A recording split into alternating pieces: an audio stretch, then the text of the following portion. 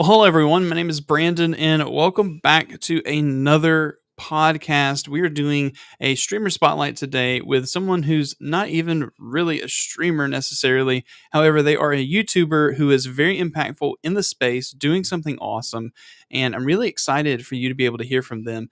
The truth is, I like kind of lies at size. Sorry, I have chat going as well. By the way, if you're listening to this on podcast, whatever the case, just know that any of these are all of these, excuse me, are recorded live. And if you want to be a part of them, I post about them when they're going live on my YouTube and as well as on my Twitter. So make sure you check that out so you can be a part of the stream, ask questions to the guest or even myself, and it's pretty exciting. So let me go ahead and say once again, thank you for being here. I'm excited for you to meet our guest today. I'm really excited about his content and where he's going. And honestly, the quality that he's improved over the last year and a half that I've watched and seen what he's done and went back and watched his library, it's pretty cool. I would be remiss if I didn't mention my brand new OBS course over at darkandcyrus.com. You can get it for $15 right now with the OBS 25 code. Make sure you go check that out. I'm also going to be releasing some products and shirts and other things that you can be able to pick up on my store very soon. So make sure you check out all of that at darkandcyrus.com. Now, without me continuing to do selfless promo over here and very stealing the time of someone who is amazing, let's bring him on. All right, here we go. Hello, sir. Howdy, howdy. All right, let me start off with this. First of all, I ask everyone before we do an intro, okay? And you already alluded to the fact that you've been prepped on this, by the way. Shh. Let me ask, what was your first Pokemon game, and what was your starter? What consoles you played on? Everything. Yeah, so it's gonna be back to the original Red. And I was one of those nerds. If I went with Red, I had to go with Charmander. If I would have went with Blue, it would have been, Bulbasaur, or not Bulbasaur, but Squirtle, and so forth and so forth. So Yeah. definitely Charmander. Yeah. Okay. So did you stick with Charmander? Did you stay with Charizard all the way through the Elite Four? Everything? So I was the guy that went and got Charizard to level 100 as quickly as possible and just dominated everybody through the game. That was just me. I was just like, okay, let's just get one Pokemon to a level 100 and then just destroy everybody else. Welcome to vanilla Pokemon. Okay, here's the other question. Did you know about Missing No when you were playing it? Do you even know what Missing No is? I don't know. So man, I'm 34, almost 35 years old next month. So yeah. That's okay. That's okay. I'm 33. We're close. We're close. We're close. Yeah. Okay. Yeah. Let me work on that. The more I do this, I feel a little older. So that'd be fine. All right. So let me ask this. Who are you? What do you do? Where are you going? Don't go too deep into stuff because I'm going to dig into a lot of things. But the real question is, why do you do the content you do? What's your backstory? There's got to be something like that. Introduce yourself, man. Yeah, so pretty much my name is James Pugh, hence Pugh's Review. And I got into all this because I just absolutely loved gaming for my entire life. It was a way for me to kind of escape reality. We are not to go too deep because it might come up, but very poor, not really having a whole lot going on, kind of some dark moments in my life. So gaming was a way to kind of escape all that and really just to be able to sit down and connect with other people online as well later on when you get live and stuff. But I wanted to like figure out how to be encouraging, family friendly, and maybe direct people into the right way of streaming or making content or anything like that. So that's why I kind of started Pugh's Review, because I saw that there was not that there wasn't a need, but there was like a specific need. I felt like where there's not enough family friendly, I feel like, content creators in the exact area. Like there's definitely a lot of family friendly ones. I mean, I would consider a family friendly streamer and a content creator, but I felt like we need more of it, more positivity and stuff in the world. So I decided to make my channel, and I kind of try to do it like this, no fluff. Like when you watch my reviews and stuff, I try to not have fluff because in a world where our attention span is 8 seconds or less, the last thing you want to see is me talking about my lifelong story of how I bought a controller in line or something like that. So I just try to cut all the fluff out and get straight to the point down my tutorials, on my reviews, all that. And that way, try to keep people coming back and stuff. But that's kind of like a small broke down version because I don't know what you're going to ask me and I don't want to answer it now and the podcast be over in 5 minutes. So you're muted. I am muted. Dang. How am I the one who has that problem, bro? I'm muted because I was typing in it. Once you hear my cherry keys over here, flap, flap, flapping.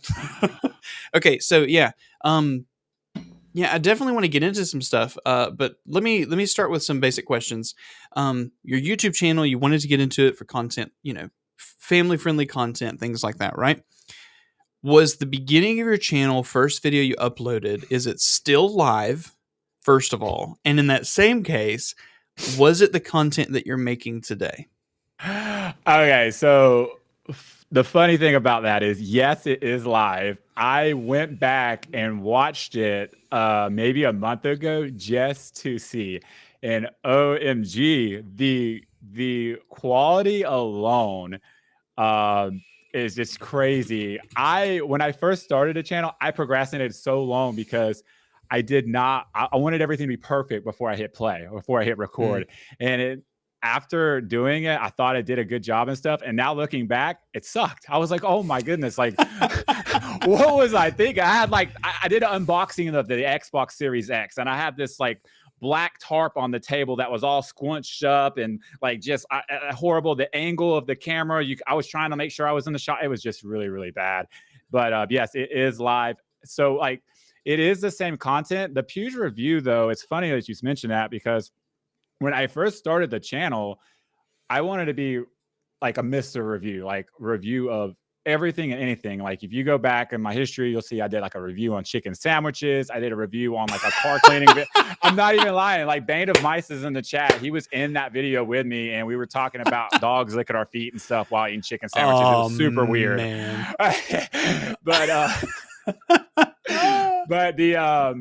But yeah, I wanted to be known for like everything, but then I realized really quick through my journey that if you try to get known for everything, you won't be known for nothing. Yeah. So I started niching down. One of my, I guess you would say like mentors on YouTube would be like, I don't know if you watch him or know him, Sean Cannell. Oh yeah. Think Media. Oh yeah. 100%.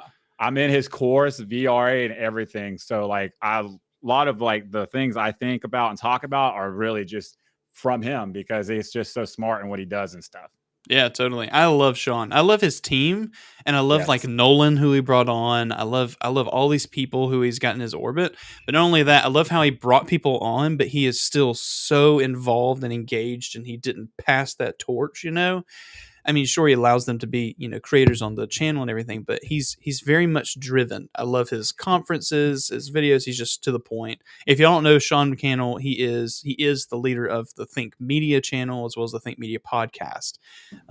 Really awesome. You should go check it out if you're a YouTuber, especially because that's where he's driving all of his stuff on. Yeah, it's awesome because like with him, like he is still active in comments and liking videos. It's amazing of all the things that he does. He still takes time out to connect with his audience and the people that are supporting him. So it's just a really good testimony. Really great guy. I love him to death. Yeah, and comments. I mean, again, there's so many things that I want to unpack with you because I've interviewed streamers, right? And this is called the Streamer Spotlight series, right? But you're the first person I've talked to that's a YouTuber in my niche that's, not just starting out, fresh 2 videos kind of thing. Like you've established, you're doing awesome. So let's unpack that a little bit further. Where are you at now as far as are you doing great? Are you on a big uptrend? How is that going for you? What are I hate talking numbers, but in YouTube, everyone's all about it. What are your numbers, man? I know what they are. What does the audience think?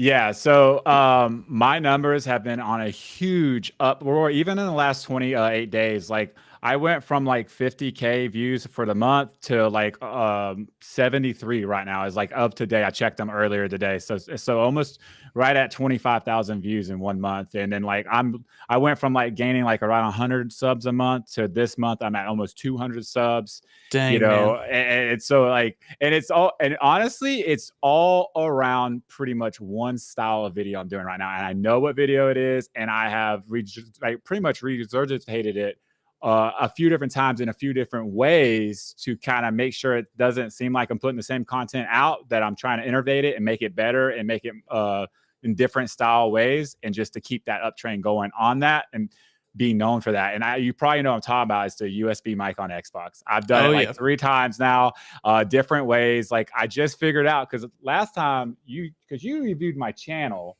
and you looked at the first video I made for that, and because you were talking about the Turtle Beach adapter. But then I figured out how to use a USB mic without that.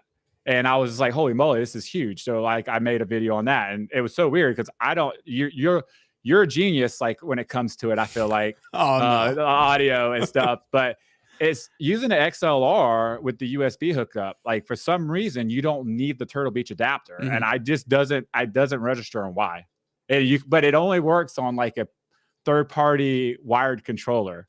So for all the testing I had to do to like get to that point, it's crazy. Like I sit here for hours of days and just testing this stuff to try to find if I can find something for the audience. Yeah, and you have no idea.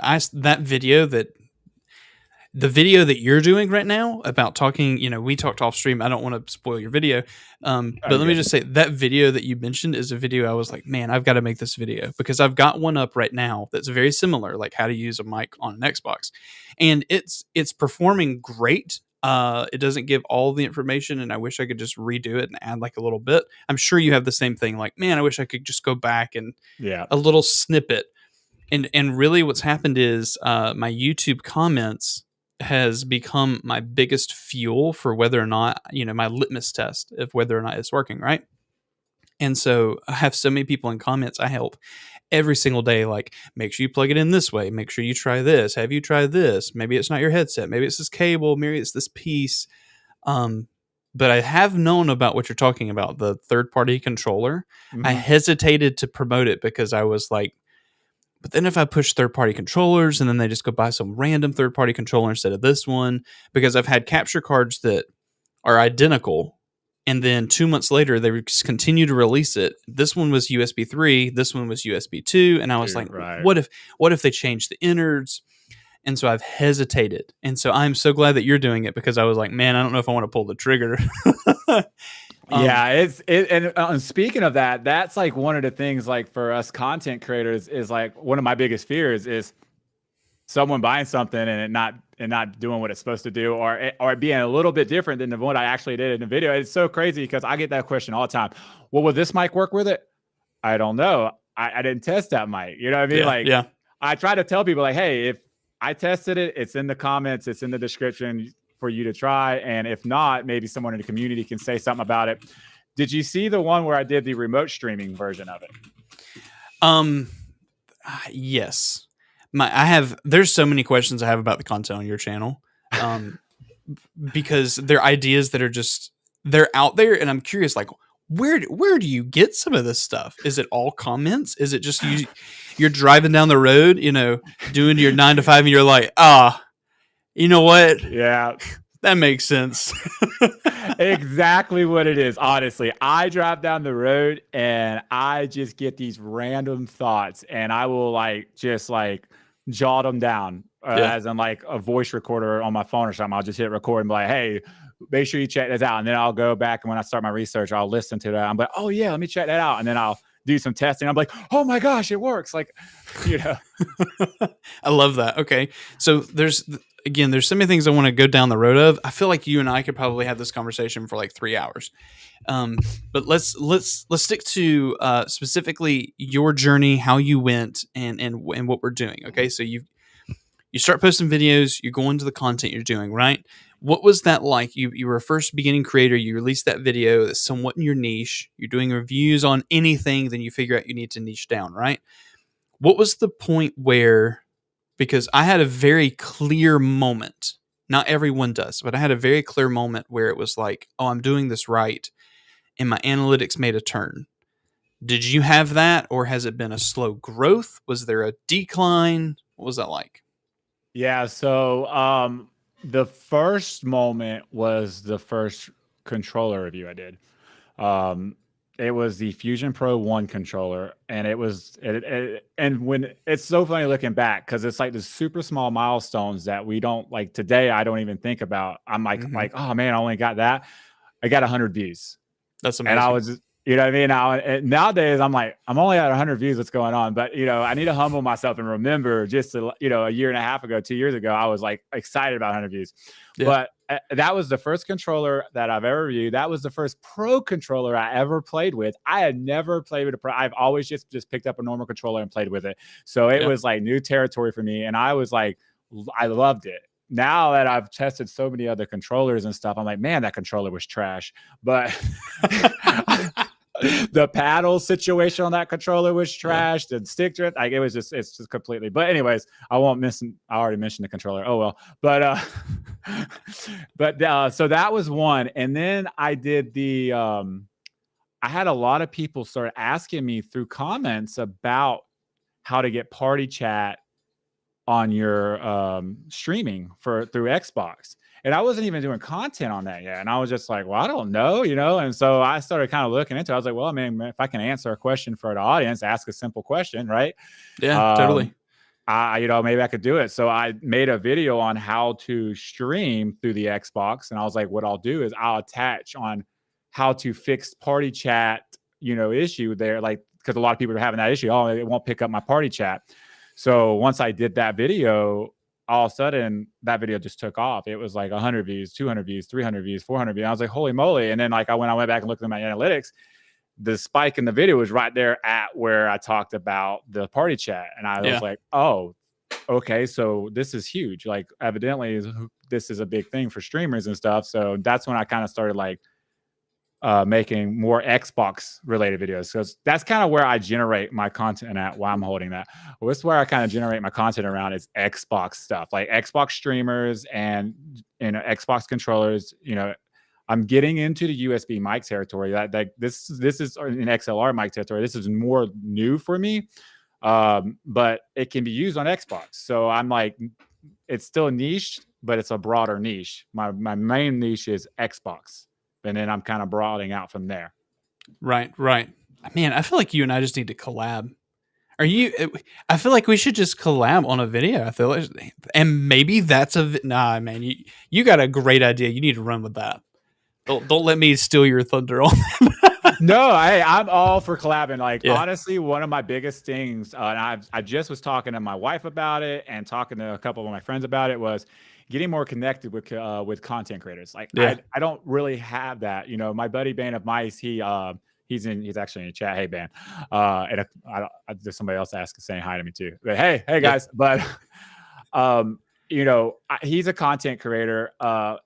But he's more like it's like a hobby for him. Yeah. And so we can talk a little bit. I have another friend that does a little bit of podcasting and stuff. But I don't have someone that's really, really in the area that I can literally just have conversations with, bounce ideas off of, and like literally be like, hey, is this a good idea or is this stupid? And like have that person there for the growth experience. Like you hear Sean Cannell in his story, and it's like he had all these people around him that was already in the area and stuff. And I'm just like, man, it sucks because I have VRA with them, but it's not, it's through Facebook. I don't really connect. Like I'm not getting on chat with them and talking to them like I'm talking to you right now. So that's something I'm craving.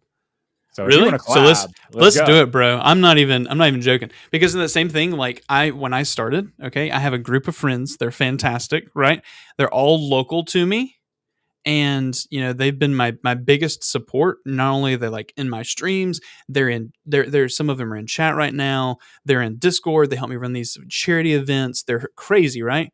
But none of them are making content in my niche.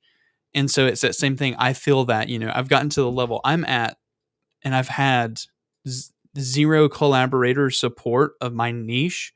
A couple conversations with like Epos Vox, stuff like that, but nothing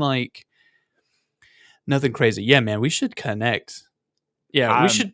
I'm for it, man. Dude, there's so many ideas that we can like. There's kind of my because like with your audio background, and then maybe like with my controller at Xbox, like we can totally do something for like an Yeah. Xbox streamer, like 100%. Yeah. Oh man, I don't want to hash all this out on stream because this is about you, not me. But let's Hey, it's connect about later about both it. of us. But yeah, no. Hey, Judge Middle, I see you, brother. Thanks for stopping by. Yeah, and those of you who are in chat, just know that it's not gonna pop up. But those of you who are in chat, we can see your stuff as it pops up. So just make sure you're coming through. We're seeing them. Might not actively respond to them because we're in the middle of a statement. Yeah. But all right, so let's go on to the next one. Okay, as a YouTuber, as you're getting into it, you start making content, you get monetized. I think you've reached YouTube partner status, right? Yes, 100. Yeah, definitely. Do you remember the day, the time? Were you watching analytics the whole time as it got close? Come on now. Yeah, definitely remember it happened last year, right around my year anniversary. And yeah, I just remember because I was already at the subscribers. It was the 4,000 watch hours that was it was killing me, which is crazy because now last month alone, I did 2,000 watch hours. Oh, that's crazy, man. You know what I mean? So it's like, man, like the growth in just a year is like green arrows all on my stuff. Like I don't see red arrows very often. And, not to say it won't, be there, and I'll be okay with that because it's impossible just to continue to grow like I'm growing. And I'm growing for me viral right now, not for like some other people, but for me and my niche and what I've been doing on my channel, it's viral for me, just like viral for me videos, VRF videos, but VFM, not VRF. Anyways, you're going to get a lot of that from me. I have my English language sometimes leaves me. You ask all my audience, my wife, my friends. Like Charlie Brown comes in there in a little bit. Is that what's happening? Yeah, it's bad. The Charlie Brown character. Yeah. Oh God. Okay, so after a little over a year or just under a year? You just got around the year mark.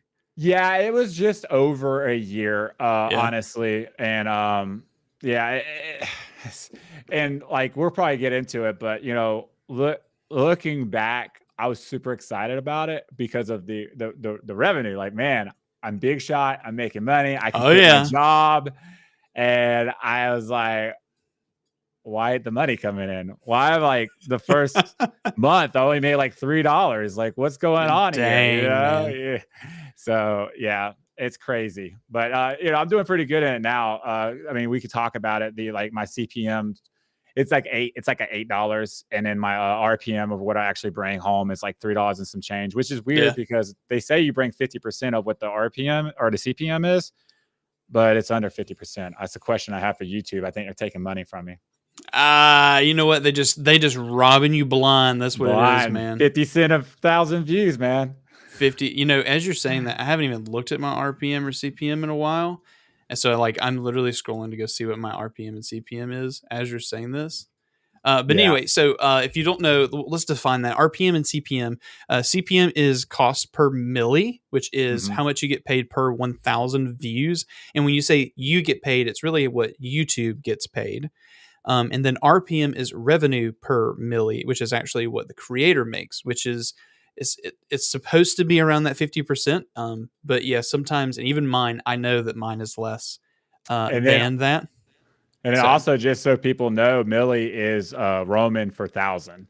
Why they didn't just put RPT for 1,000? I don't know, but it's weird because I always wondered that, and I figured it out finally.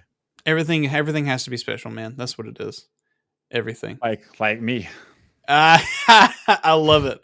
Okay, so let's focus on that a little bit. Let's talk about monetization. You said you made like $3 in your first month. I'm an open book transparent. You don't have to be open book transparent, right? Oh, I am. I'm fine with that. Okay, all right. So like this past month was my biggest YouTube ad month, and was phenomenal. Blew me away. I would even pull it up, but I'll just tell you. Like last month, I made $552 on YouTube ads, right? Which is crazy. Yeah, which is crazy. It was my biggest month.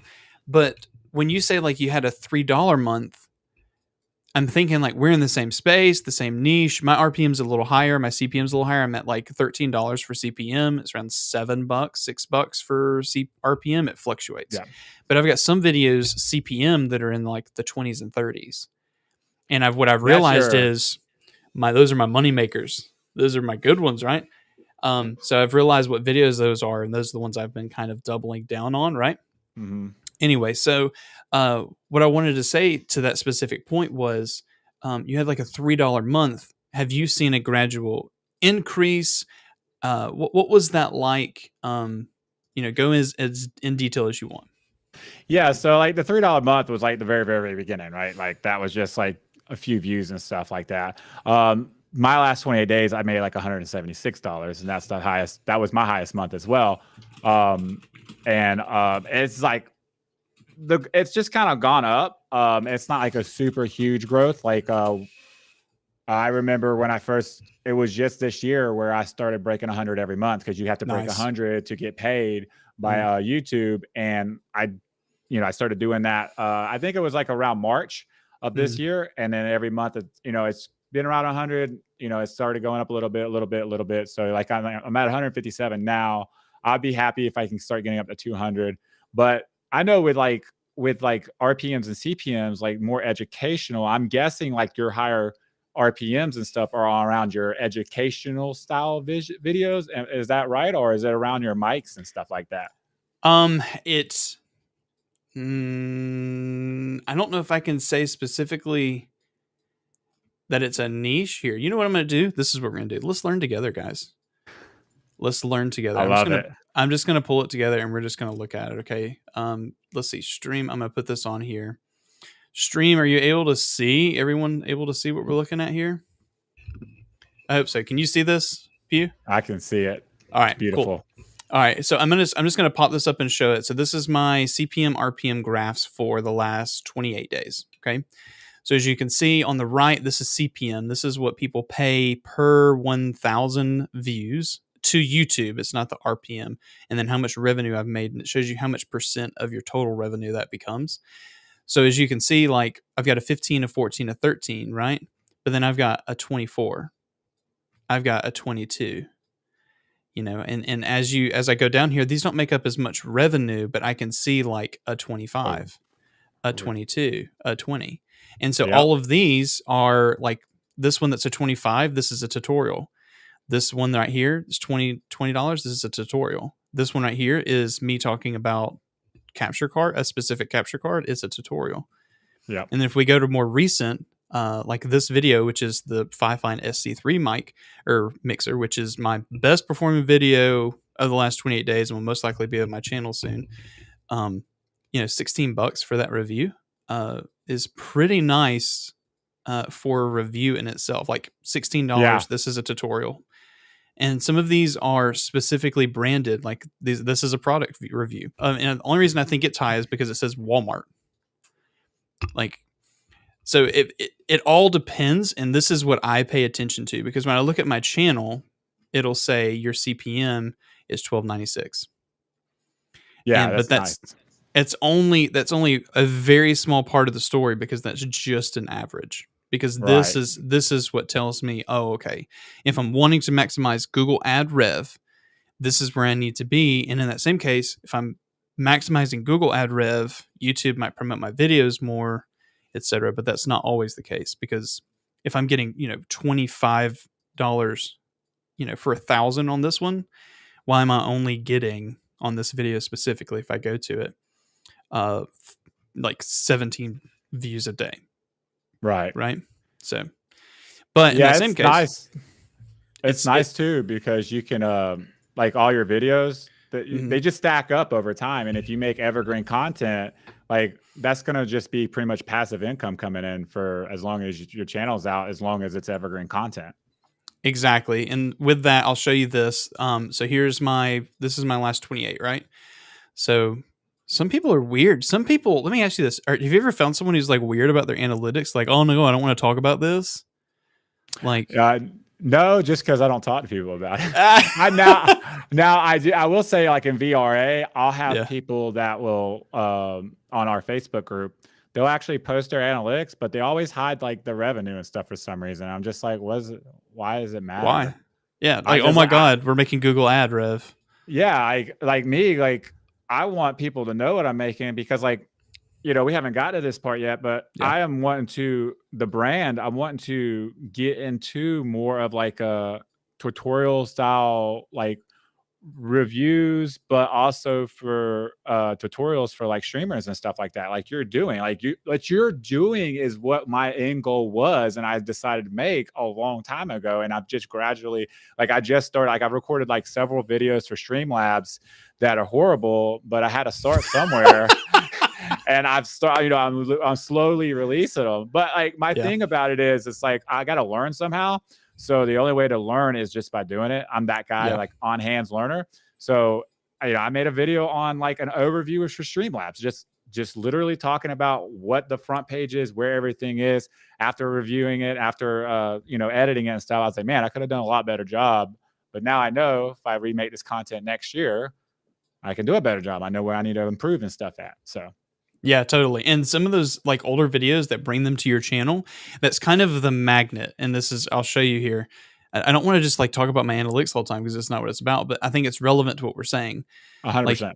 Like when you're talking about, I get 140K views the last 28 days, right? Like that's cool. This is the highest it's ever been, right? That's over monetization hours, plenty of subscribers, revenue. Okay. But I have 265 active videos like on my channel. So I've been cranking content. Yes. And if I scroll down, like this video is probably my most recent one. This one's like 5 months old. This one's 2 years old. Yeah. This one, very recent. This one's 3 years old. A year old, 3 years old, 2 years old, a year old. And we're talking about like content that these are my top 10 in the last 28 days. And this is not content that I've released in the last month. This is content that, like you said, in a year's time, this is going to be the magnet that pulls them in. I've pulled them in right here, like best stream PC using only Xbox to stream, right? Professionally. Yeah. And I use a microphone in this video. But when I bring them in on that keyword and they continue to see my channel, the more I release Xbox stuff, they're still going to be able to click it. Exactly. Yeah, it's crazy because like if I go and look at mine, my top 3 performing videos is the one I made last year on USB mic, the one I made this year on USB mic, and the short I made on USB mic. And that's something I do want to mention real quick because a lot of people love shorts and nowadays and stuff and vertical and stuff. And for growth, I feel like shorts are good, but for revenue, they're horrible. Exactly. Absolutely horrible. My RPM on a short is 9 cents. Yes. I made like 13 cents out of short rev last month. I don't even post shorts as much as I used to because so that's like old rev. But even when I was posting it, the most I got was like $1.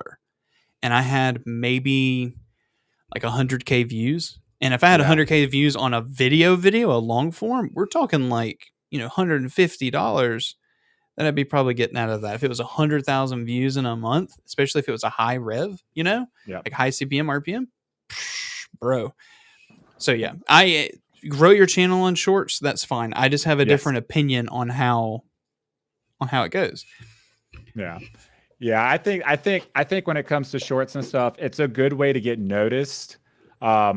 And one of the biggest things I use now is because there's new analytics on YouTube where you can see where your audience is watching from. Shorts, live streams, or long form content. There's a graph there. My graph is up on both shorts and long form content all the way. So I know there's like a opportunity there for shorts for me to kind of grow and like bring people towards my long form content.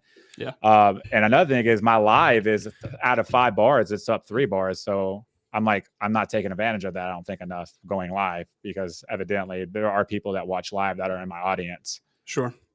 In that same case, that live ticker, sometimes I feel like it's not telling the whole story because my live is high, but I don't go live. I've been doing the streamer review, so I go live here now, right? But like it doesn't. I feel like it's also past live streams because I've gotten a lot of views on like past live streams that I left public, and I think that also counts to that live piece. personally, but it's not clarified. Maybe it is, Right. but I haven't seen it. Right. No, Um. I completely get it. All right, we went down a pigeonhole. I want to get back to you, which is good though. Hopefully, people in chat are getting some things. There's a question right now: can shorts be used to attract viewers but direct them towards your main videos? Yes. You want to offer any insight to that? Yeah, 100%. So they're actually starting August 31st, and this actually kind of sucks for content creators. August 31st, we're not going to be able to put links in our shorts anymore for affiliate marketing. It's a big blow, especially for me on my short for USB mics, because I've gotten a lot of revenue come in through affiliate marketing just off that video. So what they're going to do instead is they're going to have a place on the short where you can post a piece of long form content to kind of direct them to. So now I feel like I have to make shorts to leave people with a cliffhanger to get them to click on my longer piece of content, to get them over, to get the bigger RPM, to get the affiliate marketing sales and stuff like that. So yes, it does. You can attract them, and yes, you can get them over it, but it all depends on, I feel like, how you set the video up and how you execute it in delivering it. Yeah, 100% agree. And I'll add on to that. YouTube has released on mobile. I think everyone has access to Remix now. So any creator can go in and grab one of their videos and click Remix and create a short from the content. And a benefit of that is that in the bottom corner of that short, it says remixed from. And so if you click that, it automatically opens the long form video, and is a really easy way that they've already baked in a way to kind of link the two. However, you get very limited editing. There's not a lot you can do. There's not a bunch of customization that probably lends itself to the shorts algorithm from Remix, but it's there. The one benefit you can do is you can do Remix and then upload your own media to go to it. So you can mix that content, put it on your phone, click Remix, and then put your mixed content that you did, your edited content, and put it in that slot. So you can link them that way. And that would be a good way to maybe do it as well. Yep. If you're an Amazon affiliate, you can do like get an Amazon affiliate page, and you can do amazon.com/blank storefront, whatever, and you can say it, put the link on the screen, maybe a QR code that they can screenshot. That's one thing that's been popping up lately, is screenshots and videos, but that could be. Speaking of Amazon and affiliate, since we're talking about money and everything, I just became an actual influencer with my front page and stuff for a storefront. But I actually didn't sign up for that purpose. I signed up for, and it's been a big trend here in the last several months, is to get involved with the shoppable videos. I don't know if you know anything about that. Yes. Yeah. Okay, so I got approved into that program, and I have just, I've just been in it a month. So and it's so easy to upload videos to that. Like I've done reviews and stuff on all the stuff. I'm just going through my house, and everything that I've reviewed, I make a quick video on. But I've made more revenue in that the first month than I've made. I'm like $200 just for the first month of just uploading quick reviews up. Yeah, it's just crazy. Like I had a $26 day yesterday, $27. And $20 came from one product I sold, but it's just kind of a testimony of, like, if you just kind of like build a catalog of videos, man, you can make a really quick, easy cash. I need to look into it a little more. I don't do shoppable because my affiliate clicks are doing pretty good. Like this past month was my highest Amazon, which was $850, $860. Nice. Yeah. And normally I'm around the like 4 or 5-ish. And then that month it was that SC3 mixer from ViveFind. That video popped off, and it's just I have a shoppable video. I have 2 shoppable videos up on unboxing and first impressions, and I put a review up on it just the other day, and I've been selling it. That's something I just continuously getting sales on right now. It's something nice, easy. It does take a little work to get into it, and you do have to have a little bit of an audience to become an influencer. I think it's like 2,000 on YouTube. Mm-hmm. But if you get in it, it's easy money. Yeah, I'm in the program, but I don't think I went that far into it. Now I am. Now I'm going to pay attention to it. Yeah, no, the thing is, you just like you're a lot bigger than me, but like my affiliate marketing skills, I guess, suck, because like I'm probably gonna do like $100 this month, probably. But like my links that are clicked is all USB mic stuff for Xbox. Like that's it. I can't get like every now and then I'll sell a controller and I feel like I promote it really well. I put a pinned comment, I put it in the description, I mention it in the videos, but it just seems like I don't ever get people to go and buy this stuff from the affiliate links. It's something I struggle with that I'm trying to figure out how to do better at right now.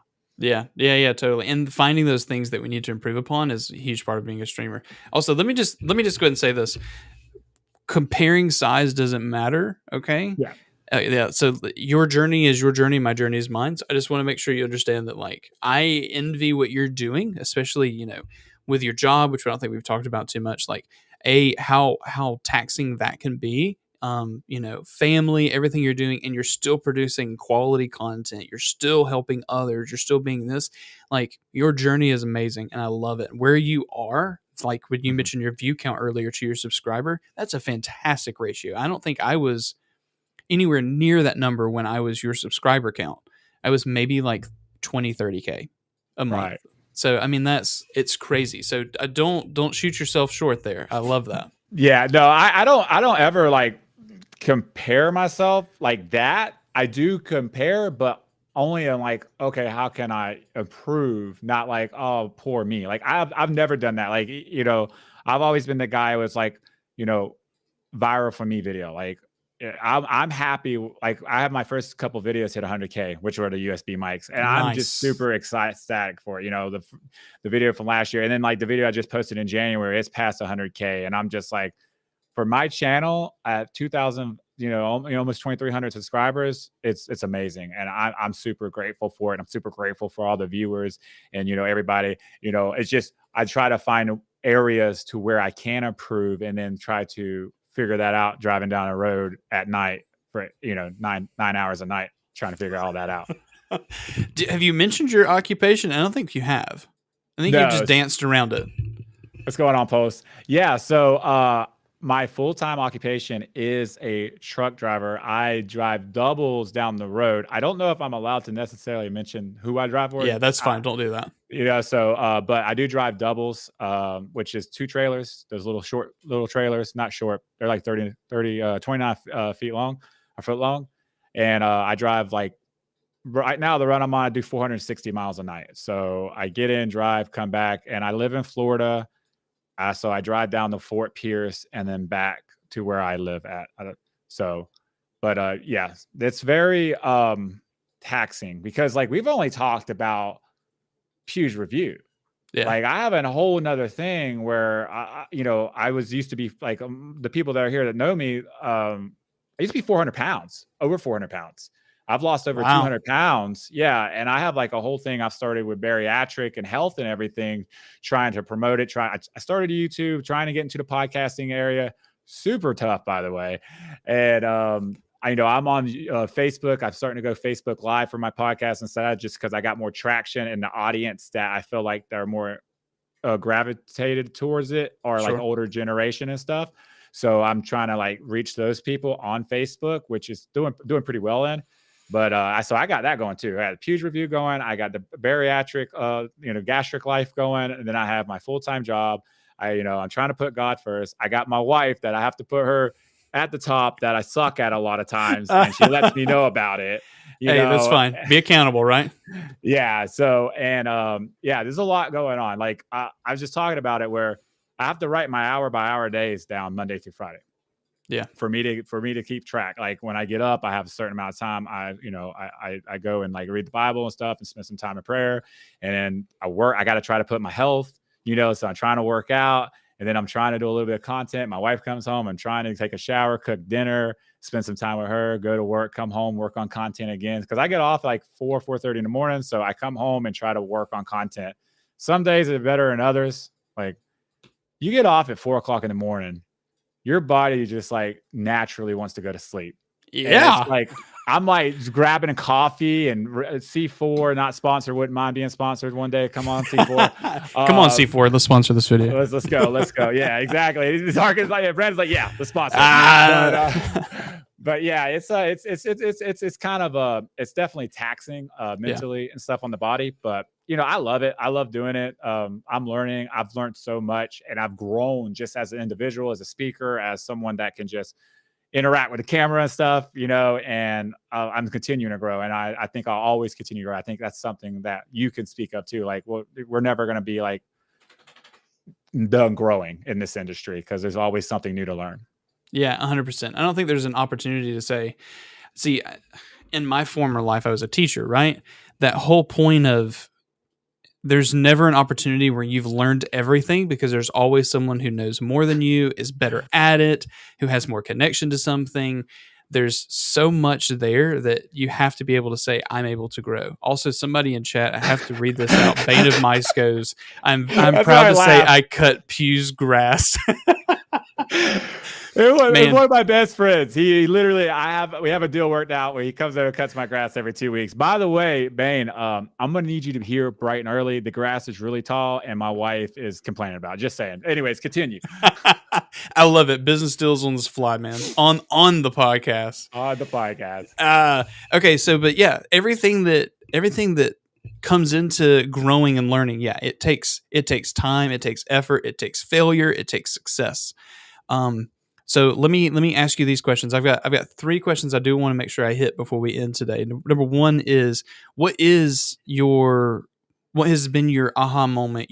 This is my strength. This is what I know I'm good at. It's a natural ability that you have, and maybe it's something to do. I knew about your weight loss, but I wasn't going to bring it up. I knew that you would probably bring it up. It might be something that's a part of that journey. It might be something that's part of life itself. Where have you found that I'm a natural talent? This has been great for me. Piece in your life. Yeah. So, I mean, I've always been the outgoing, exciting to be around guy. Like, I'm not shy. I told a story to my friend last night about a story I wanted to tell on my bariatric podcast. And I asked him, I said, dude, I need to know, is this TMI?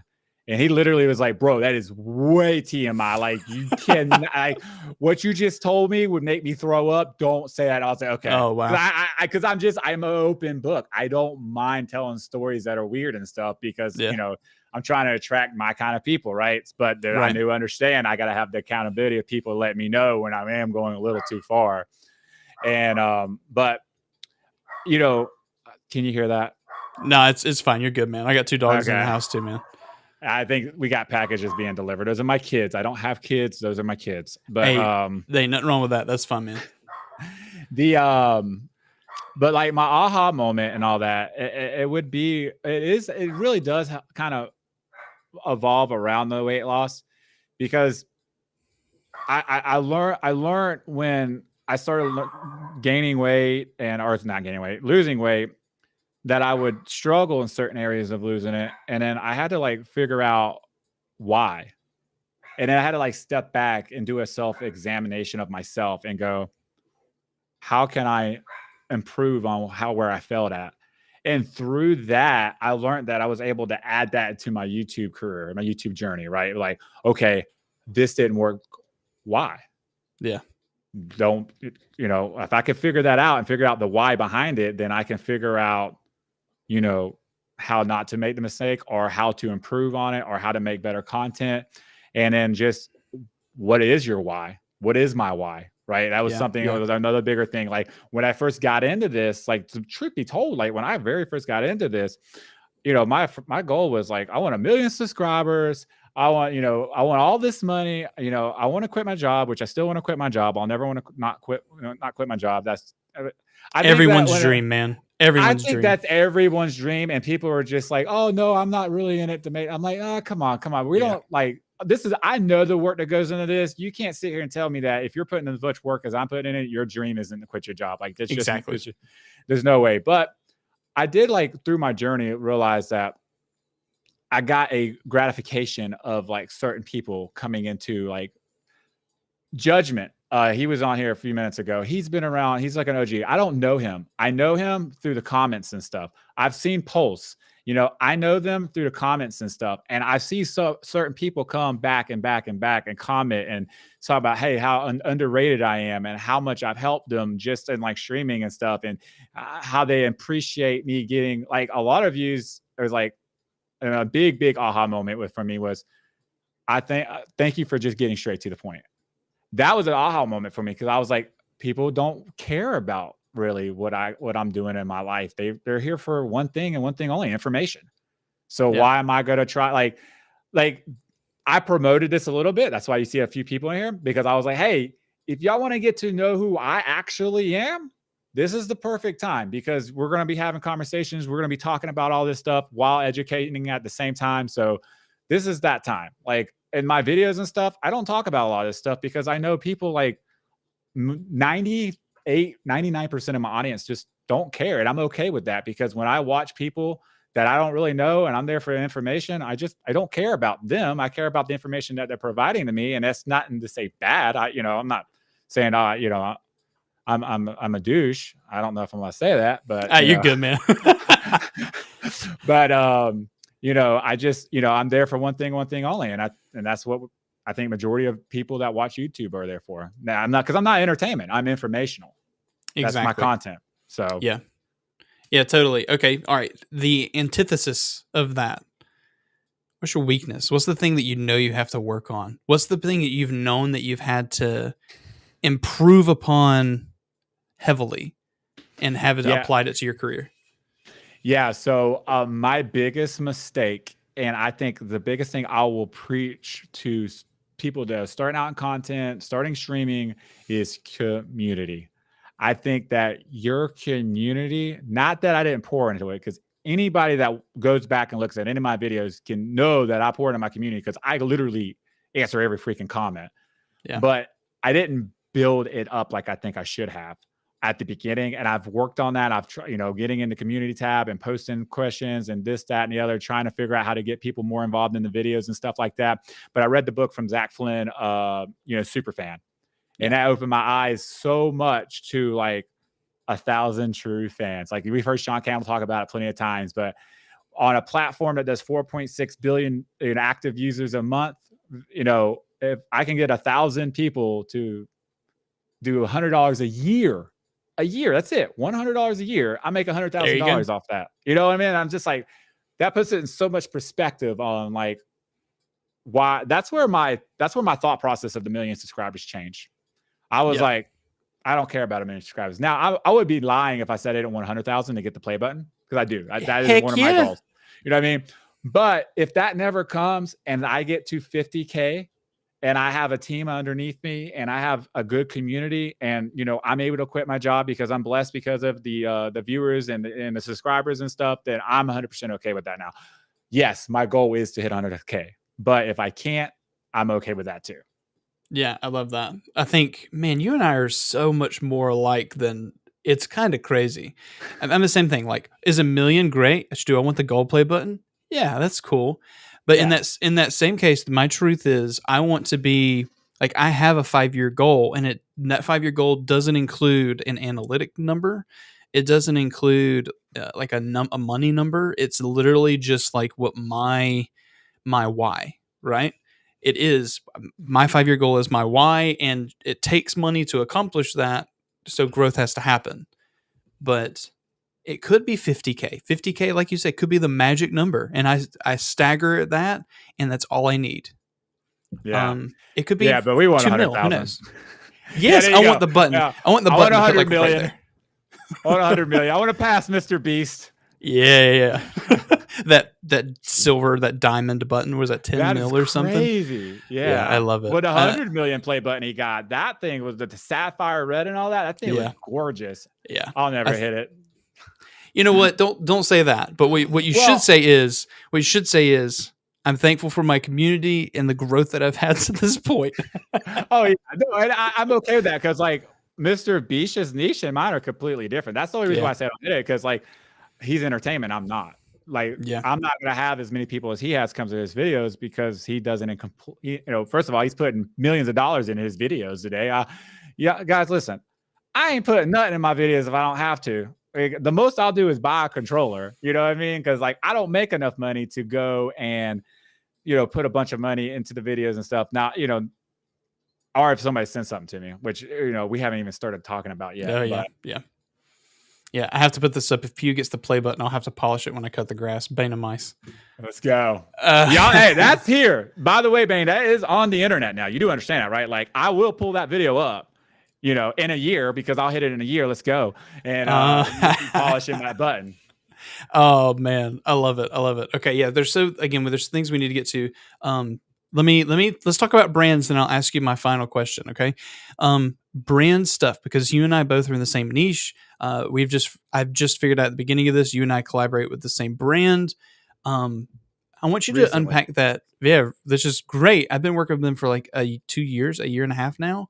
And I'm so glad that they're connecting with you because they're a great brand. The product is great. Obviously, you're using the product. But let me talk about this. One of the biggest comments and questions I get is, how does reviewer, like, I've got this, the pod mic, this boom arm, this microphone. There's so much. Oh, I can't get it in there. I got the Joby boom arm too, by the way. I know that's the one you're talking about. I work with Joby as well.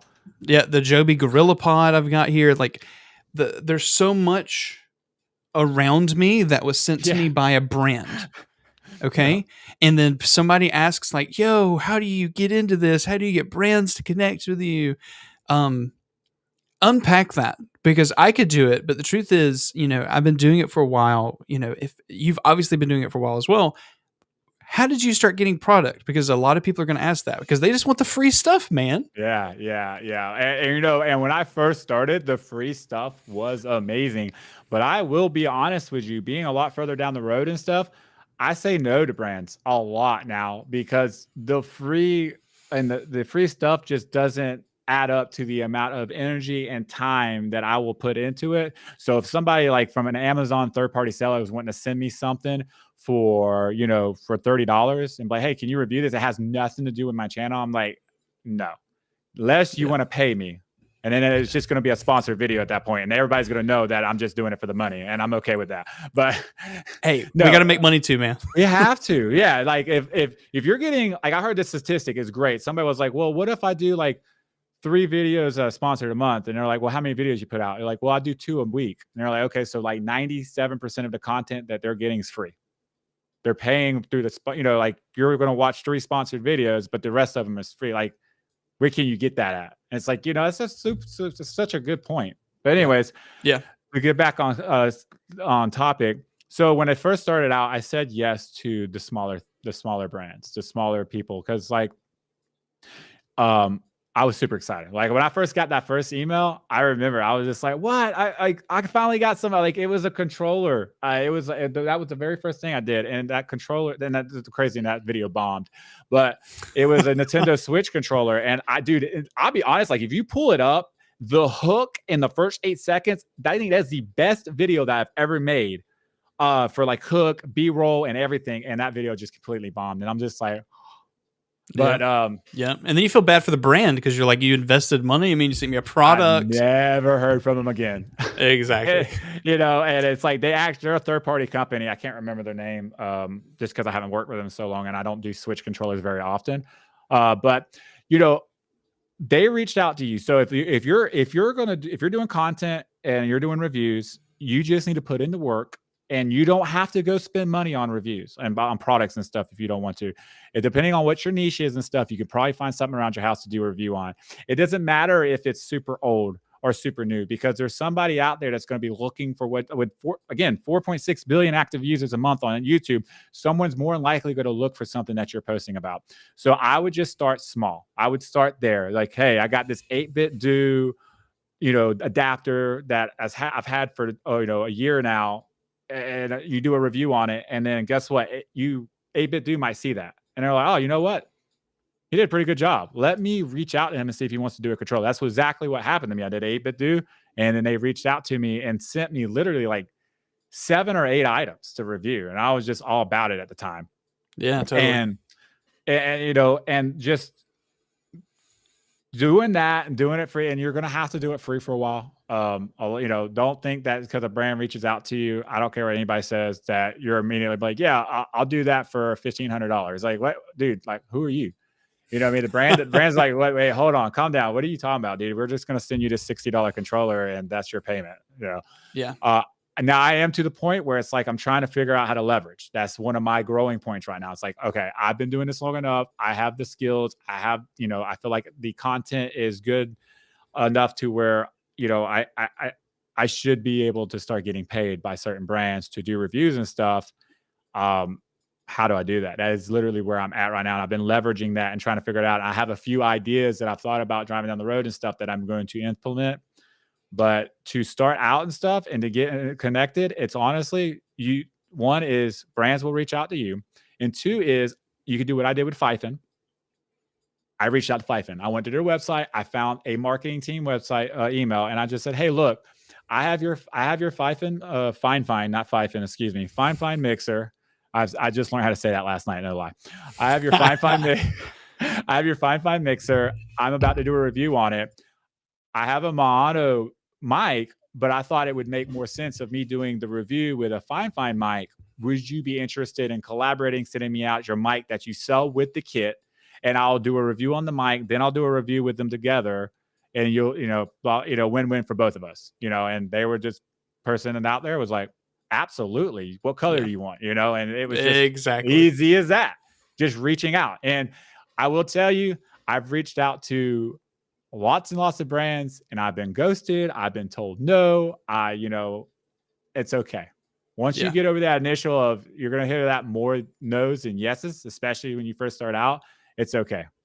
I have brands tell me, oh, you need 10,000 subscribers. I'm just like, bro, I'm at 80,000 views a month almost. Like, what are you talking about right now? Do you not understand how this game works? But, I'm just like, okay, hey, no problem. Once I hit 10K and you reach out, guess what?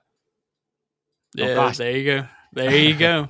And that I'll echo a lot of your points and just re-mention just a couple of things. One thing is, make sure brands reach out to you. A lot of the times, if you have a following and you have the analytics to support it, you're able to, provide your media kit. That was one of my questions in the middle. Do you have a media kit? I have started to bake one. I haven't finished it. Only just because I don't know certain like what I should add to it. But something we could talk about off stream, and there's something we can talk about now. Maybe it's so good for the audience. It's like, and that'd be great for the audience. Yeah. Right. Well, one of my questions is like, I would add my YouTube analytics in there, but like my other social media platforms that I don't like my Instagram, like I don't really post on there anymore because it wasn't moving the needle. And I realized that, and that's another big thing we could talk about. I don't know how much time you want to do this or whatnot. I'm free. You're good. I got an appointment in 50 minutes. I'm good. Okay. I have an Instagram, I have a Twitter, I have a TikTok, and I decided the things that weren't moving my needle at all, I cut them off. So like I know I wouldn't probably add those to my social media kit, but what about like TikTok? My TikTok is growing. I've been posting on there and I'm at like 300 and something followers, but it's growing every single day. I'm getting like 10 followers plus. So like, those social medias that are small numbers, should you put those in this, your social media kit? Is it worth it? Or is it worth it to maybe say, no, I don't need to put that in there because if they see that, they might turn their nose to it and turn away and walk away. Okay, yes and no. I'll answer this. First of all, define the media kit. If you don't know what a media kit is, it is where you take all of your social media, either analytics, your niche, about you, you put it in one place. So that when you talk to a brand, it's kind of the one pager that you say, hey brand, here's me, and they don't have to they're going to do their research. But the truth is they're able to see it up front, right? So anyway, that's what a media kit is. There are a lot of companies that do media kits for you, but to answer your question, should I include the smaller channels? If you are actively posting on that channel, follower-wise, I wouldn't even consider it mattering. Because what they're going to see is this. Let's say you're posting on Instagram daily, right? You're not growing follower-wise, but that's a portal into your personal life. Maybe it's something completely different. Brands love to see who you are because they're going to see your vision, what you're doing, whatever the case. Like Instagram might be your daily post. Like Twitter, I don't have a huge following on Twitter, but I post on Twitter probably way too much sometimes. And then some days I'm like not even posting. But I include my Twitter because I want people to go there because it's where I talk about my community stuff, my upcoming stuff. It's where I connect with the people. My following is my active community. And just because it's not a beautiful number, it doesn't matter to me. So I would post it anyway so that the brands can be able to say, well, where is he connected? Right. And in that same case, I've leveraged higher deals with brands money wise by saying, I'll also make a social post on Right. X platform, X platform, X platform, and include it as a line item. And they're like, oh, okay, that's fine. Because it might be 2 months down the road. Twitter is indexed by Google, which means tweets will be found later. We're being told X, not Twitter, by the way. Afterburn's calling us out on that. I'm just going to say this. Deal with it. It's not Twitter, it's X. My thing about it is sure it is X, but it's Twitter. I'm sorry, I can't break that. But it depends on what you want to accomplish. Okay, I would include it. Now, as far as a media kit goes, speaking specifically to that, there's really cool programs I want to encourage you to go look at. Beacons. .ai. You need to go look at this. They have a free plan, and they actually do your media kit for you. You basically just connect your accounts. They do all of your analytics. They pull your demographics, your viewer ratio, all of that stuff, and it updates every 7 days. And when you reach out to a brand, you can just send them the link, knowing that the information is automatically up to date. You can include cost of collaborations, your about me, your latest videos, all of that. This is what I've been doing recently. And so if you go to my website and you click Media Kit at the top, it forwards you to a beacons.ai link. That's awesome. See, this is what I've been missing. And this in my life. Beacons.ai is fantastic. There's another one, which you probably want to take a look at. It might be better. It's called MediaKits.com. It's, in my opinion, not as polished. It doesn't give you as many options, but I do feel like it's another really easy option to get into. It's probably easier than Beacons, but Beacons also is kind of like a full service, like CRM, product sale. It has the whole click link in bio thing where you can like put all your tags and stuff. But the benefit about using Beacons is when you do the link in bio with the little, go to my YouTube, go to my Twitter, whatever, you can include your media kit quick info on there. So if a brand clicks on your link in bio, it even says view my media kit immediately, and like it's inside the Beacons platform, which is cool. No, that's good. I'm writing them down. Definitely gonna check those out because it's something I've definitely been trying to, because I've been doing this for 2 years, like just over 2 years now, and it's like I want to make more money. Like with the amount of work and energy and stuff I put into it, like I love like the support from the audience and stuff. But at the end of the day, my goal is to make money, to be able to get out of a truck and to actually pour more into the community. Like, to be able to do more things, to be able to encourage people more, to be able to help people get on the right path and, with streaming and stuff and this, that, and the other. And the only way to do that is to make money. That's the only way. So. Yeah, the world revolves around it, unfortunately. It doesn't matter. You could have the best intentions of goals. Almost always it requires some sort of financial investment, right? Yes. Whether it be in our, as a new YouTuber, it's not necessarily so much of a financial investment there is, but like that time investment, you're giving up your time that you're working for free. So it is a financial investment that you could be making money doing another kind of hobby or something, right? So media kit's important. In that same case for brands, I'll echo back when you do start making money and you're like, how do I leverage who I am? Take that media kit. This is what I do. Okay. Brands love this. And I just want to go ahead and say it. Your 90-day numbers, know those. So 28 days is what YouTubers we always pay attention to, but pay attention to your 90 days because that's a quarter. That's a season. And so their marketing money sometimes comes in seasons. Every right. Quarters.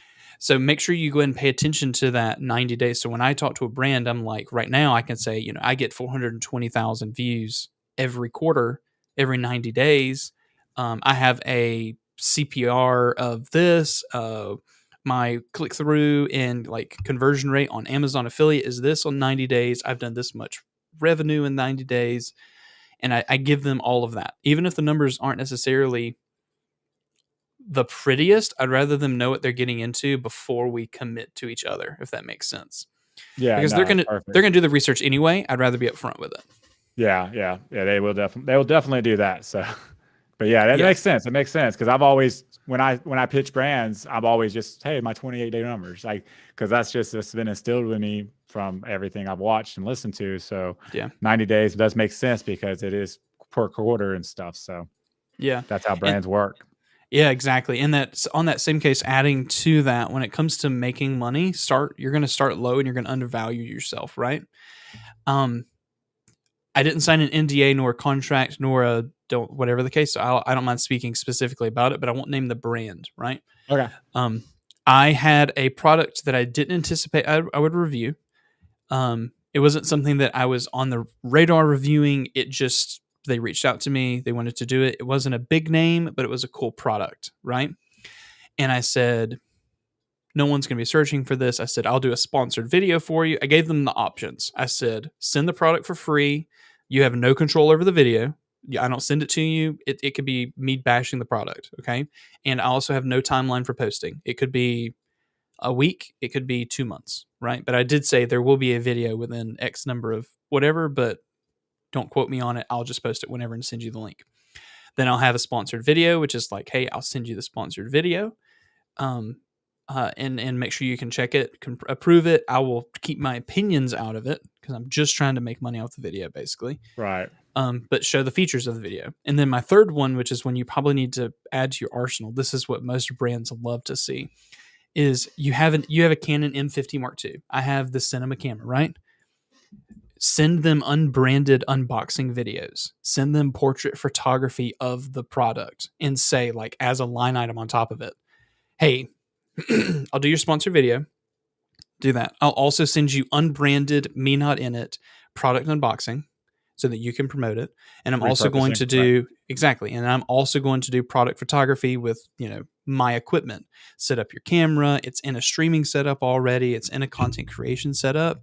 That's probably as much value to them instead of hiring a production company. And for you, it's like 10 minutes extra time to snap some pictures, throw them in Lightroom really quick, and be done with it, right? Right. And then at that point, you start showing that you've got more services to offer.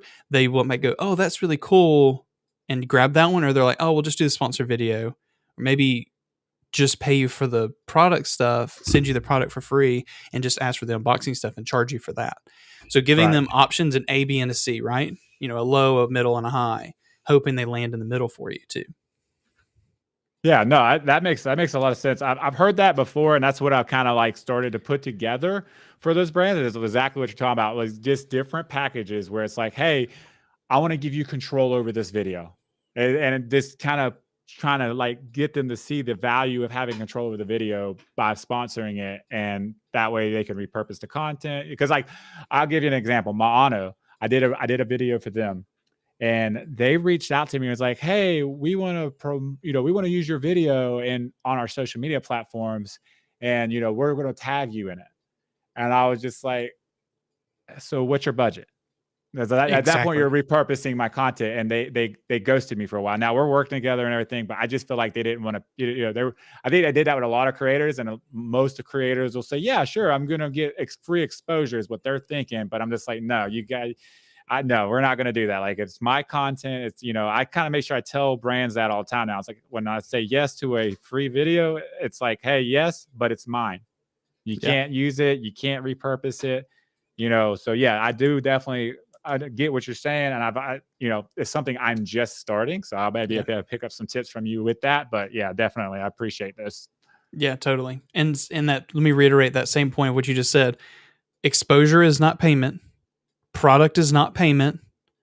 A shout out is not payment. You can't pay bills with any of those things. Yeah. Okay. So in the moment that you accept that, you need to know that you're doing free marketing minus product cost for them.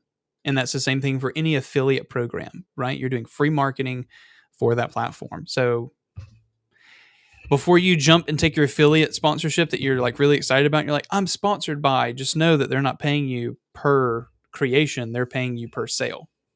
Yeah, you hit that, and that's funny because I started the Creator Hub on Amazon, and I didn't know what it was. I signed up for it, and I signed up for it because it was like $10,000 budget and this, that, and the other. And I was like, oh man, sponsoring, they might sponsor my video for $10,000. I was like, heck yeah. So I signed up for Manscaped, and come to find out, it was just a percentage extra for your affiliate. And I was like, no, like I'm not going to sponsor a video on my YouTube channel. Like, yeah, I could do Manscaped with the beard products and stuff, and it would be relevant to my channel, but not for an extra 3% of an affiliate sale that I probably won't even make anyways. Exactly. You know what I mean? Yeah. So I was like, no. Yeah, and then especially if you're not putting out unlimited content and you only have a limited amount of pieces that you can put out per month because you're part-time or you're small or you have other involvements, you're wasting that one video that could be used on a money generating and income doing a brand, positive video that helps you grow in other ways, hoping for that one sale that probably will happen. So that's 100%. That's hard to jump into.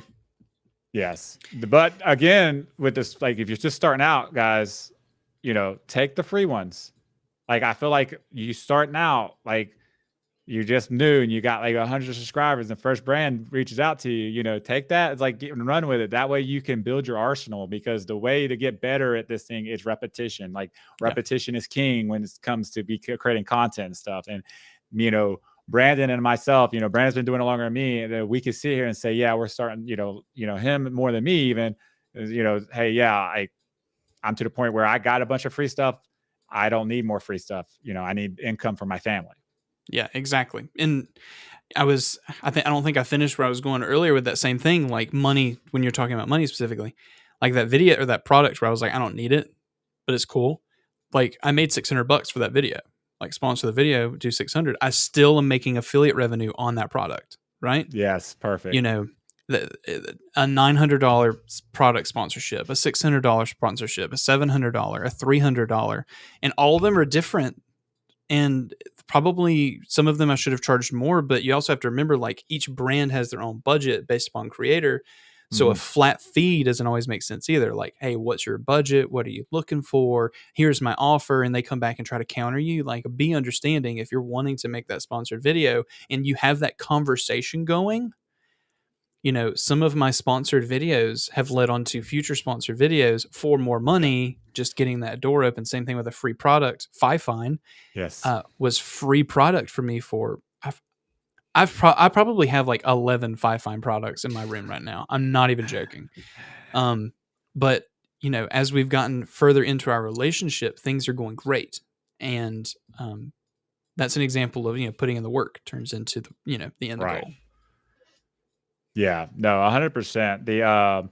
And just like to echo that, like putting in the work, like a brand needs to know that, one, that they can rely on you, and two, that you're going to be a good fit for them. So like you work with Fifine for, so many different videos and stuff. And that's what you have to do to put in the work, like with me with 8-Bit Do, they've sent me several items now. Now I haven't been sent anything in a while, but I'm to the point where it's just like almost, I've built that relationship and we can start moving forward. And another big thing is what you were just talking about is leveraging your packages with different price points and then letting them come back and be like, well, we can't do this, but we can do this with this. What can you do for there? And there's several different things you can be like, well, we're out of money this quarter. We only have, you want 400, we only have $200 left.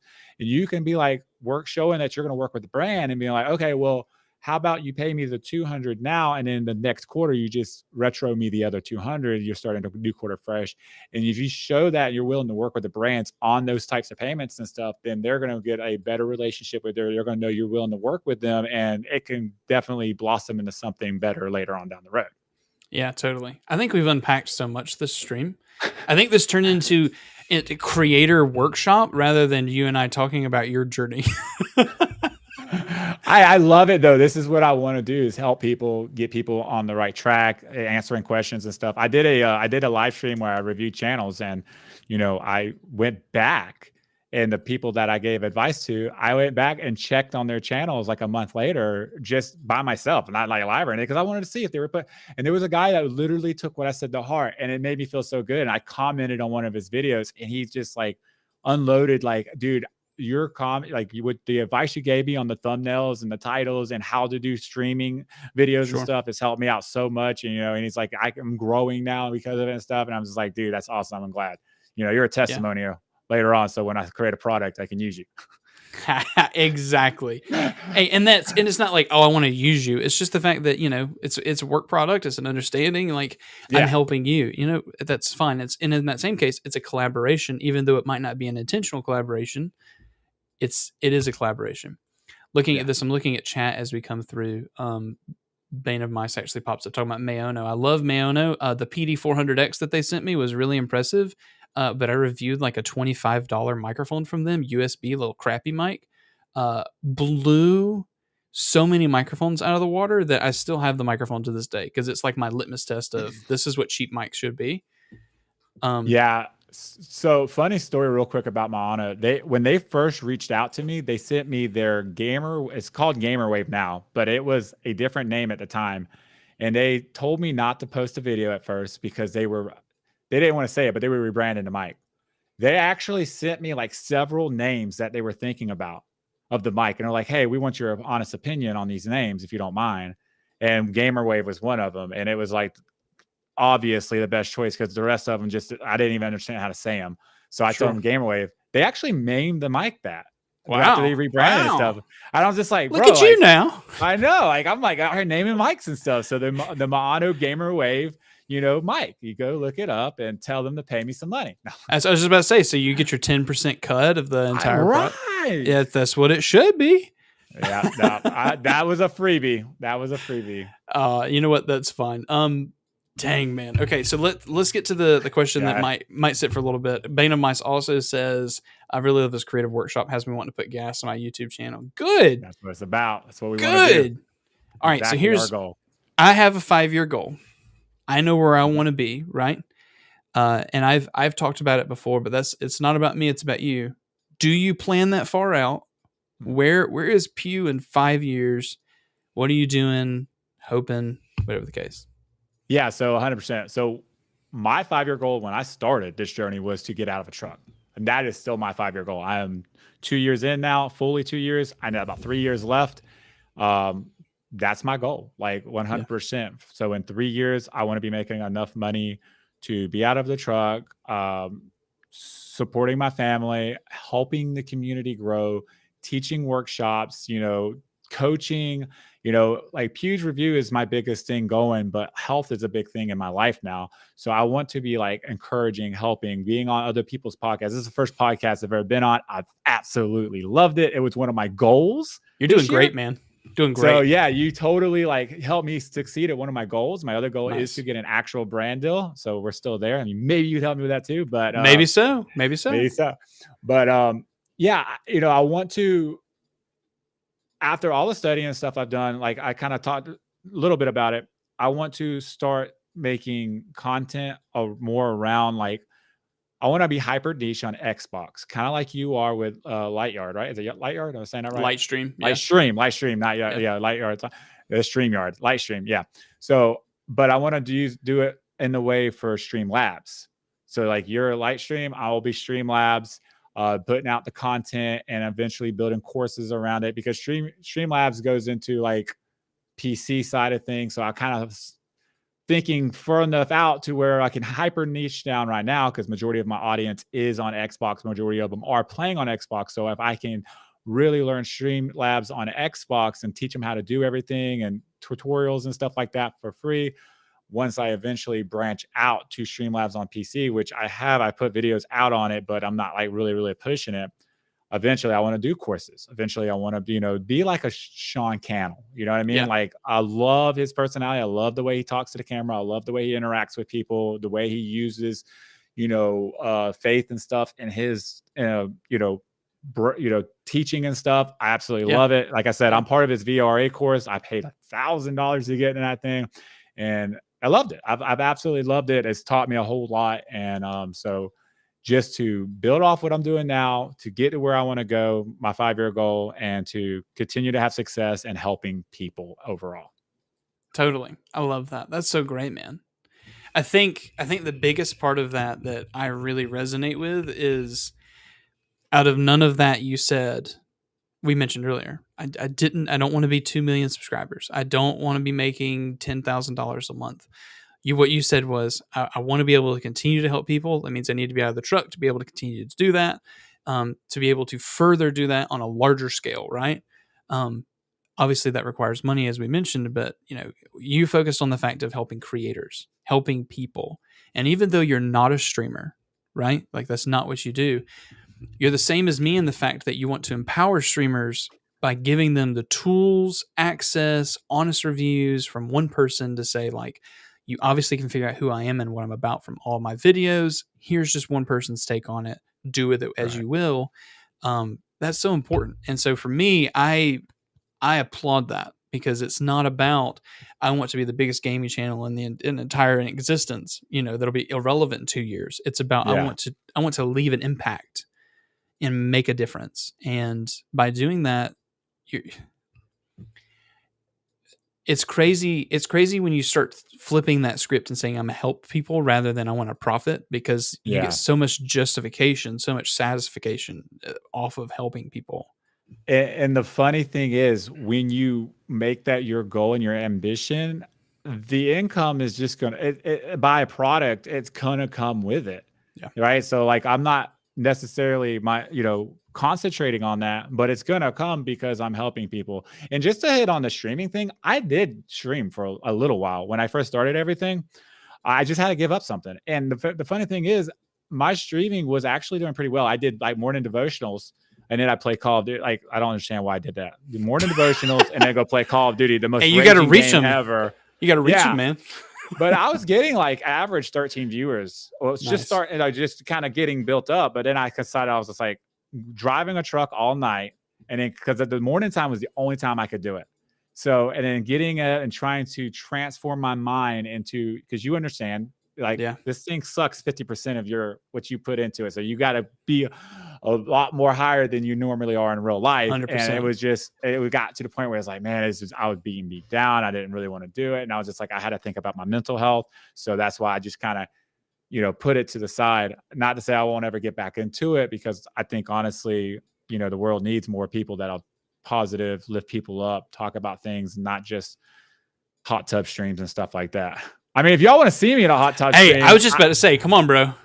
I'm all about it, bro. I mean, I'm not wearing pants right now, so it's all good. Pushes the up down desk. Oh man, I love it. Okay, all right, okay. Oh God, I'm an open book. No. There was this. I remember doing this stream a while back where I actually got the Minecraft hot tub, and where I literally posted all over socials, and I was like, live hot tub stream with fat men tonight, right? That was my whole thing. And so I took this Minecraft thing, and I basically photoshopped cut it, right, and I green screened myself where I was in the tub, and I launched it, and everyone was like, "Oh, this is disappointing. It's just Cyrus in a tub." What's bad is I honestly think if I were to get into a hot tub stream, I'd probably like Twitch would probably ban me. Because I'm not hot or anything like that. You know what I mean? Oh, I can see it. Criteria. Pew in a bikini, just hanging out in the hot tub. Look at it. There we go. Hey. I got to write on myself. Got to write your name on me. It's Bane of Mice, just right at the forearm right there. Bane of Mice. He can come over there and write it for you. Yeah. He could. I mean, really. Polish your button while he's there and everything as you're doing it. Hey, listen, I don't do OnlyFans and stuff, but if the money's right, my feet are, I can make them look good. My feet. Hey, $20 is $20. Yeah, exactly. All right. So I think we're getting to the point where let's wind down. There's so many things. I feel like you and I could probably do this on a Sir Drinks. Straight up. I think we could do this like a weekly basis. Like, let's unpack small pieces and do small things. I'm just throwing that out there. Maybe like a once a month thing. I'm just saying. Yeah. Hey, maybe. Phrasing exactly. Burn. I'm sorry. I innuendo everything, bro. Oh, I'm bad about it. I used to say like that's what she said. I had to learn to get away from that just for like brand aware. Like I was like, man, brands probably don't want to hear that when I'm talking about their product. That's what she said. So Wow. Oh man. Okay. So I'll ask this, and then we'll close. Do you have any questions that you've been needing to ask me? You've asked me a couple. You probably don't have anything else, but do you have any questions you want to ask me? And then we'll wrap up for today. And then it sounds like we need it to be continued. yeah, I mean, honestly, you've answered most of everything I was gonna ask. I mean, you off stream you mentioned it, Dark and Cyrus, but just for the couple of people that I know are from my channel here, like, where did that name come from and stuff? You know, because it is. I look at it, I'm just like, man, this guy's like dark. I don't know.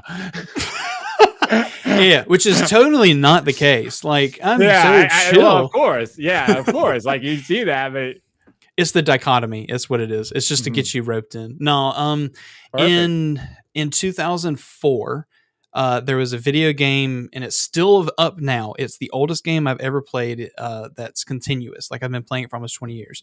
It's called Eternal Lands. You can, if you want to go find it, it has a concurrent viewers of about 100 players, and it has been about that same consistencies from when I started. The max it ever got was like 500 players, and then it's still about 100. It's an online MMO similar to RuneScape. That's the best way I can probably like paint your mind to it, right? Right. Anyway, when I started that game, we had to have a character name, and I said we had just studied like Cyrus in history, and I was like, man, that's just such a powerful name, interesting story, and so I named myself Cyrus in the game, and since then, that has been my online moniker was Cyrus, because that was what I named myself there.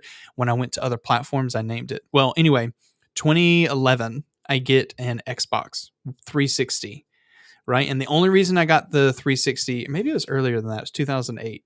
I can't remember, but I bought a laptop, and they said you could get a free Xbox if you bought the laptop, and it was for college. So yeah, it was 2008. So anyway, I bought this. Yeah. So I bought this. Maybe it was later. I don't know. But anyway, so I got this Xbox and this laptop, which was a gaming laptop plus an Xbox. And I was like, well, this is cool. Now I need to make a gamer tag. And Cyrus was obviously taken. I mean, who wouldn't want to take that? And there is a famous creator named Cyrus. And so I was like, okay, let's just try to put some things in front of it. And I think I found some MMO name generator. And I plugged in Cyrus, and then it popped up Dark into Cyrus. And I was like, I like the adjective title. Yeah, I like that. I like that adjective title. But then you can always remove the adjective and still be Cyrus. And now it has stuck. When I first started my YouTube channel, I was a Destiny content creator. And there's a whole bunch of other background to this that I could get into. But when I started my channel, I was a Destiny 2 creator, specifically making content to teach my students at the time how to be a gaming creator on YouTube. So I was doing it and then telling my students, who were my like high school students that I was teaching at the time, I was like, look, I'm doing it. You know, you want to go be a creator? Because they all talked about, I want to be a YouTuber. And I was like, look, if some, middle-aged man can sit in front of a computer and record something, you can do it, right? Chase your dreams. Right. And so I just wanted to be this inspiration. So it started out as like Destiny 2 content. And I made my first video, which was how to stream the Switch without a capture card, which is using like putting it into your Xbox and then doing the Xbox remote to your computer and then opening up an OBS so you get a free capture card, right? Okay. It doesn't work. It doesn't work anymore. But that video, I was like, man, video idea. Yeah, I was keying that. I was like, man, I'm gonna write that down. It doesn't work anymore. They patched it out. But what you do need to know is that it is the highest viewed video on my channel, and I've left it up. And the amount of comments I still get, like, bro, this doesn't work. And I'm like, you don't read the pinned comment, the tide, none of the. But I've left it up because it's almost 500,000 views. Yeah, it's revenue. It's evergreen content, evidently. Yes. So and it pulls people to my channel. So I would rather tank a video's stuff. And if it stops growing, that's great. I'm still leaving it because it's social proof, right? Mm-hmm. So then I made that video, and then shortly after that one, I made a voice meter tutorial, which was my very first voice meter tutorial. And those two videos took my channel from 170 subscribers to monetized in 3 months. Nice. And so I was like, why am I an idiot? Why wasn't I doing educational content? I was a teacher for 10 years. I was having fun with it, but I had the goal. Like I wanted to be this. Like Yeah. this is what I wanted to do. But it took me a year and 3 months to figure that out. Hey, you figured it out though. That's all that matters. Like everybody's journey is different. So, Yeah. at the end of the day, you got it and you're where you want to be, which is kudos. You know what I mean? Like, Yeah. You're inspiration for me. Like, honestly, like looking at you, like when you went full time, I saw your video and stuff. And I was just like, holy moly, he just went full time. That is freaking awesome. I can't wait to get where he is and the inspiration and seeing what he's doing. Because now, like, you're to that point in your journey where, you're like a Sean Cannell. Like I can look at, because you like you said, you and I are so similar. I can like look at what you're doing and like somehow like figure out how to put that into my business plan later on down the road. Where when I do get to where you get, like if you're doing mostly OBS, I can be like, okay, well I'm going to do mostly Streamlabs, and stuff like that. So it's awesome. Yeah, totally. And I mean, going full time has been. Let me just tell you, going full time has been one of the stressful experiences of my life, because making sure that you're committing and getting things has been crazy. Okay. Right. But in that same case, it's been extremely freeing in the fact that I'm a natural leader. I can't taking. I just do better as a boss and not a. I completely resonate with that. If you get what I'm saying. I don't like people telling me what to do. I'm in a truck by myself all night. You know what I mean? Yeah. Well, my problem is I've had people in my life who I love pouring in their lives, but I've had people who are above me in, the management ladder or whatever the case, that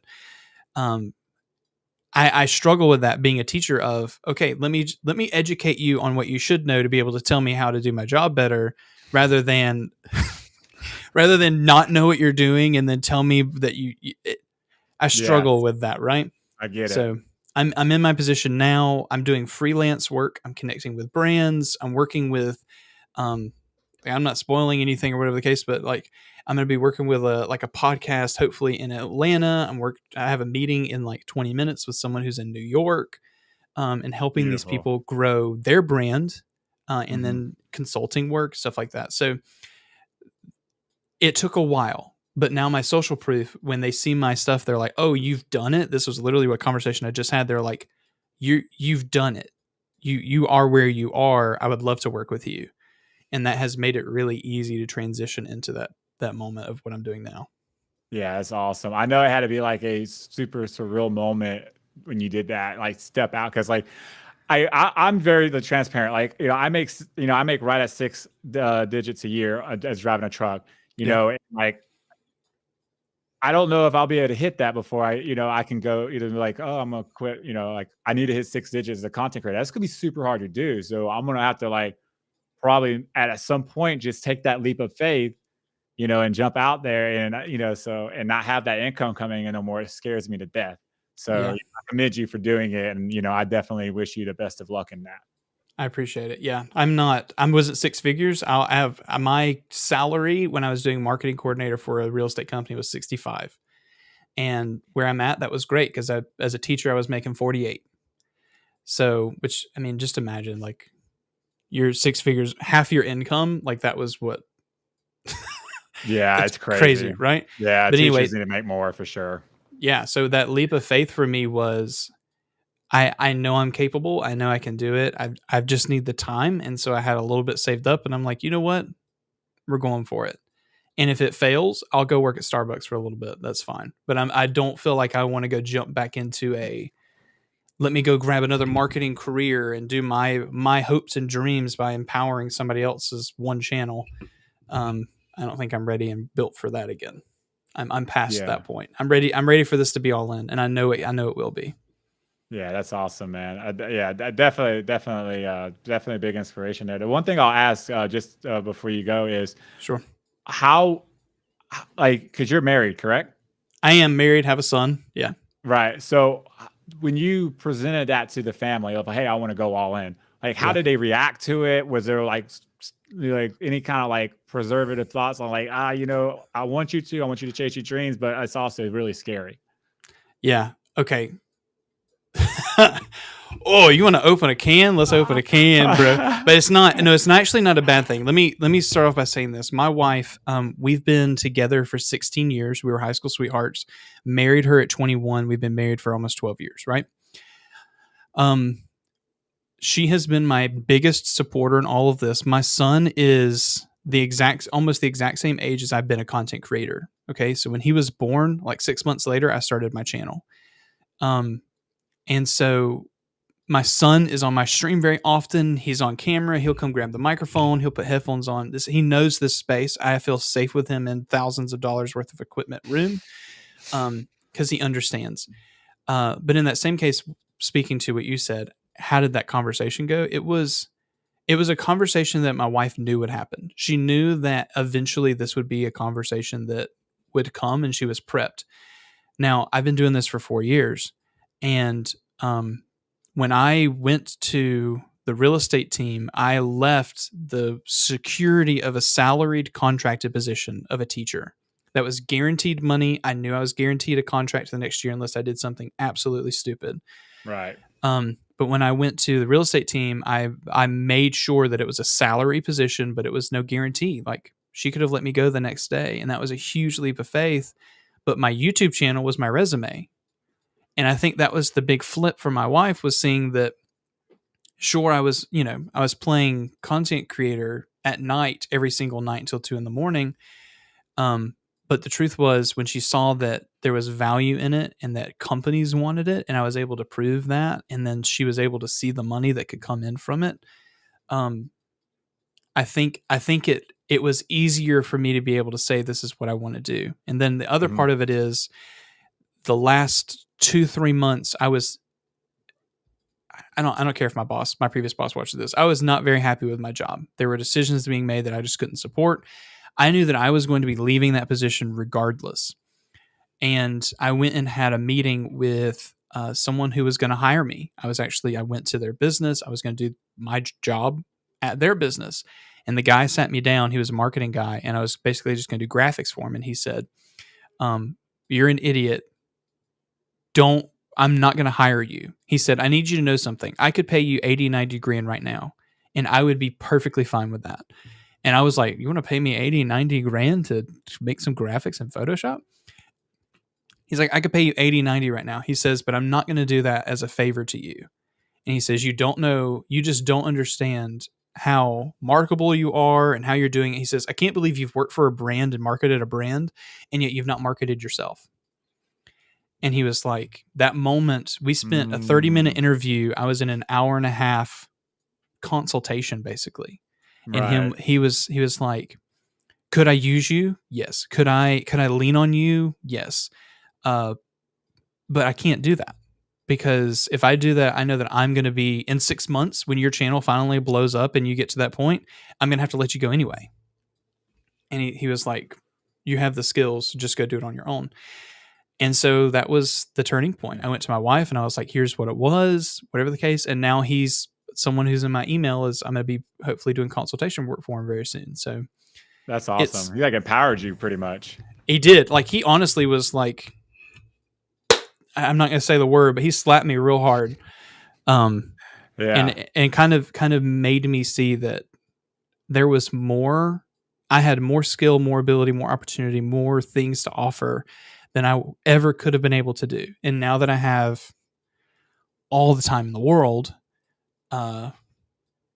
it's a lot more empowering to do that.